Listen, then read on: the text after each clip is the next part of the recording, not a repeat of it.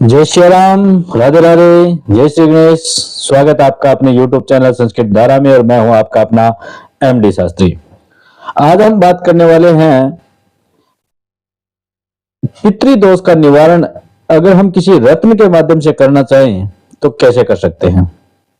पितृदोष के लक्षण होते हैं, उन लक्षणों के बारे में जानकारी ले लेते हैं अपने। सबसे पहले कि जिस व्यक्ति के पितृदोष होता है और उसको पता नहीं है कि हमारी समस्या क्या है, अनेक प्रकार के रोग बने रहते हैं, हर काम में रुकावटें पैदा होती है, सफलता नहीं हो पा रही है, बच्चों का विवाह नहीं हो पा रहा है, या फिर संतान नहीं हो पा रही है, वंश वृद्धि नहीं हो पा रही है, ये सारी जो समस्याएं आती है, या घुटनों में, कमर में, जोड़ों में जो दर्द होने प्रारंभ हो जाते हैं, ये सारी समस्याएं आती है पैतृक दोष से। दूसरा, पैतृक दोष का एक और लक्षण है, अगर बार बार खाने में बाल आने लग जाए, खाने में, पीने में, हर चीजों में जब बार बार बाल आने लग जाए तो इसका मतलब है कि वो पैतृक दोष का लक्षण है। ये पैतृक दोष का जो लक्षण होता है, ये हमें इन बातों के माध्यम से पहचाना जा सकता है। अब पैतृक कौन है, पितृ कौन है?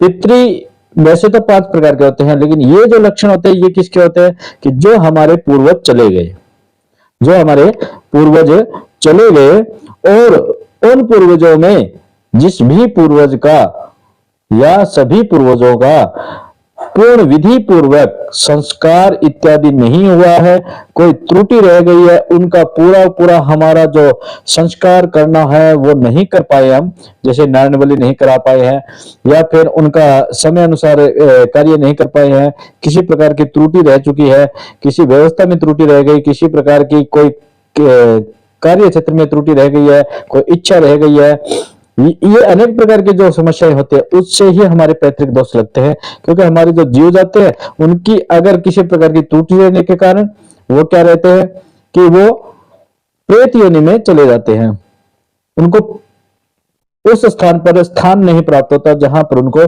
गति मिलती हो।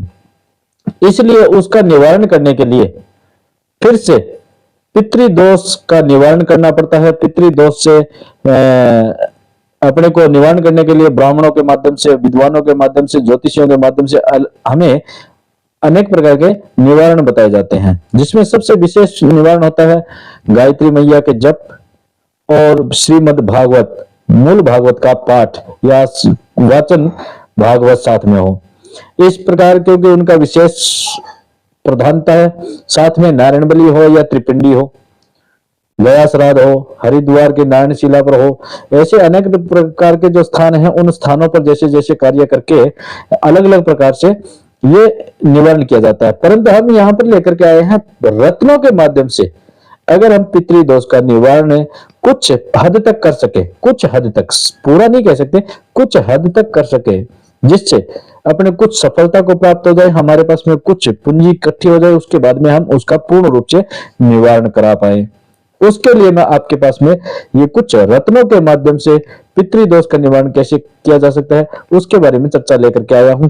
तो वीडियो को अंत तक जरूर देखें और आगे से आगे इसको शेयर जरूर करें। जो भी भाई इस वीडियो को नए देख रहे हैं वो सब्सक्राइब करें, लाइक करें और शेयर भी करें, जिसको भी प्राप्त नहीं है उनको प्राप्त हो जाए। ठीक है, चलिए फिर चलते हैं अपने पितृदोष के अंदर कौन से रत्न जो है वो किस प्रकार हम धारण कर सकते हैं और किस किस को धारण करने चाहिए, वो सारी बातें हम यहाँ पर करेंगे। बात कर लेते हैं अपने कि वर्तमान समय में विश्व के सामने चिंतनीय समस्या मानव में रोगों की वृद्धि है। आजकल का प्रदूषित वातावरण एवं मानव का रहन सहन मानव जाति के विचारों को दूषित करके या करने के साथ साथ अनेक रोगों की उत्पत्ति का प्रमुख कारण है। इन सभी के लिए हमने क्या बात की है, हम बात कर लेते हैं जल्दी से, वीडियो को ज्यादा लंबी नहीं करेंगे। हीरा जो होता है वो क्या करता है, शुक्रवार को चांदी में धारण करने से शरीर के किसी भी भाग में जलन, गर्मी, जादूटोना, भूत प्रेत बाधा, गले के रोग, अजीर्ण, वायु प्रकोप, मुख के रोग, पेशाब विकार, शुक्र विकार, वीर्य दुर्बलता आदि रोग दूर होते हैं। किससे? हीरा से। अब हीरा अगर किसी को, डायमंड अगर किसी को नहीं मिले तो उसकी जो कॉपी आती है वो आती है जरकन, तो वो भी आप धारण कर सकते हो।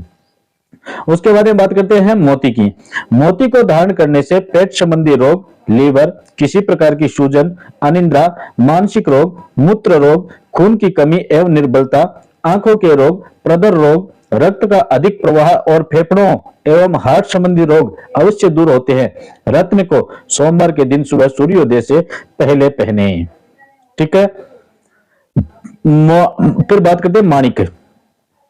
माणिक, इस रत्न के द्वारा रक्त विकार, पित्त विकार, हृदय रोग और नेत्र रोग दूर होने लग जाते हैं। सोने में इस रत्न को धारण करें। अगर सोने में नहीं कर सकते हैं तो आप तांबे में भी इसको धारण कर सकते हैं। फिर बात करते हैं पन्ना की। पन्ना धारण करने से उन्माद, पागलपन, मस्तिष्क रोग, मुख के रोग, आंतों की सूजन, श्वास रोग, चर्म रोग, जक्कीपन का रोग आदि दूर होते हैं। इस रत्न को सोने में ही पहनना चाहिए या फिर आप चांदी में भी इसे पहन सकते हो। ठीक है। वैदुर्य, वैदुर्य धारण करने से साधना में उच्चारण, स्वपन दोष, मृगी, वात रोग, व्यापार में हानि, आधे सिर में दर्द, गुलमशूल दर्द, मृगी, पागलपन का दौरा एवं चर्म रोगों में आराम लाभ मिलता है। अब बात कर लेते हैं नीलम की। नीलम खांसी, उल्टी, वायु विकार, ब्लड प्रेशर, रक्त विकार, विषम ज्वर, नपुंसकता, अनिद्रा, वात रोग, वात, अस्थि पीड़ा, घुटनों एवं जोड़ों में दर्द, मृगी, मूर्छा, भूत प्रेत बाधा, गैस की बीमारी, बिजली का प्रभाव, जहरीले जीवों के मृत्यु कारक प्रभाव को कम करने के लिए नीलम सर्वश्रेष्ठ माना गया है। पुखराज, पुखराज रत्न धारण करने से स्त्रियों के स्तन, नितंब संबंधी दोष, दांत एवं मुख दुर्गंध, अजीर्ण, आत्मदाह, खून की कमी, प्रदर, मस्तिष्क एवं आंख रोग, वादीपन, बवासीर, पीलिया, जिगर की खराबी, ब्लड प्रेशर, पक्षाघात आदि अनेक रोग दूर होते हैं। इसे सोने में गुरुवार को धारण करना चाहिए। इसको सोना अगर कोई नहीं ले पाता है तो इसको पीतल में भी पहन सकते हो। गोमेद, गोमेद धारण करने से दांतों के रोग, काम वासना, बहकाव, तिल्ली, उपदंश, हैजा, प्रमेय, फोड़ा, शूल रोग, गर्मी, ज्वर, कमर दर्द, घुटनों के रोग, पीलिया आदि रोगों में फायदा होता है। गोमेद को सोने में या फिर तांबे में पहन सकते हो। लहसुनिया, लहसुनिया धारण करने से अंडकोश वृद्धि पीड़ा, रक्त विकार, मासिक धर्म की गड़बड़ी, श्वेत प्रदर आदि रोगों में फायदा होता है। फिरोजा, फिरोजा धारण करने से गुल्म रोग, शूल रोग, मानसिक दुर्बलता, बवासीर, बगंदर आदि भयानक रोगों में फायदा मिलता है। लाल मूंगा, लाल मूंगा धारण करने से पेट, हड्डियों एवं मज्जा से संबंधित रोग, रक्त विकार, अंडकोश वृद्धि, आमाशय रोग, नेत्र रोग, आंतों के रोग, गांठ पड़ना, पथरी रोग, कुष्ठ रोग, गुप्त रोग, वंध्या रोग, अतिरज रोग, हृदय रोग, श्वेत प्रवाल एवं टीबी आदि रोगों में आराम होता है। इस रत्न को सोने एवं चांदी की अंगूठी में बनवा करके पहना जा सकता है। साथ में लाल मूंगा को आप चांदी के बजाय अगर तांबे में पहनोगे तो ज्यादा लाभ मिलता है। फिर कहते हैं कि शराब छुड़ाने के लिए मूंगा सोने की अंगूठी में धारण करें। शादी में बाधाओं से मुक्ति के लिए पुखराज की अंगूठी एवं रुद्राक्ष की माला उपयोगी होती है। स्त्रियां एवं हाई ब्लड प्रेशर के रोगों रुद्राक्ष की माला पहनना श्रेष्ठकर होता है। किसके लिए? ब्लड प्रेशर इत्यादि अगर अधिक हो तो उनके लिए हमें रुद्राक्ष की माला पहननी चाहिए। विवाह बाधा के लिए हमें पुखराज पहनना चाहिए। ये सारी जानकारी मैं आपको लेकर के आया हूं पुस्तक के माध्यम से। तो आपको